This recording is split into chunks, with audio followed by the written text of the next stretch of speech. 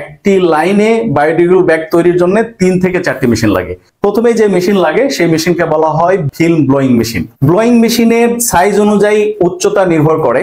Mainly 17 fit থেকে 18 fit মেশিনের উচ্চতা হয়। আপনার শেডের উচ্চতা হবে কমপক্ষে 20 ফিট। 440 ভোল্টেজ এবং 3 ফেজের লাইন লাগবে এই ব্লোয়িং মেশিন চালানোর জন্য। আরেকটা মজার বিষয় হচ্ছে বায়োডিগ্রেডেবল মেশিন থেকে রেগুলার এলডিপি পলি, সেই পলি উৎপাদন করতে পারবেন। এটা কিন্তু এলডিপি পলি, এটা হচ্ছে বায়োডিগ্রেডেবল। কিন্তু রেগুলার যে এলডিপির মেশিন আছে সেই মেশিন থেকে আপনি বায়োডিগ্রেডেবল ব্যাগ উৎপাদন করতে পারবেন না। বায়োডিগ্রেডেবল মেশিনের মজাটাই হচ্ছে এখানে 2 in 1, বায়োডিগ্রেডেবল করতে পারবেন, সাথে এলডিপি করতে পারবেন। এই বায়োডিগ্রেডেবল মেশিনের সাথে আরেকটা মেশিন লাগবে, সেই মেশিনকে বলা হয় ফ্লেক্সো প্রিন্টিং মেশিন।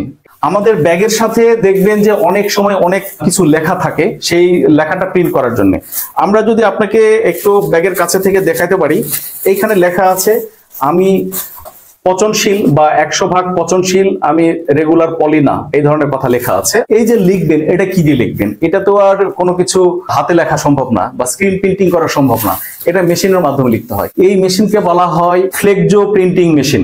এই সিল দিলাম, এখানে ভিতরে একটা রাবার আছে, এই রাবারটাই হচ্ছে ফ্লেক্সো ব্লক। এই ফ্লেক্সো ব্লক ফ্লেক্সো প্রিন্টিং এর মেশিনের সাথে লাগানো থাকবে, ওটা ঘুরবে, একের পর এক সিল দিবে।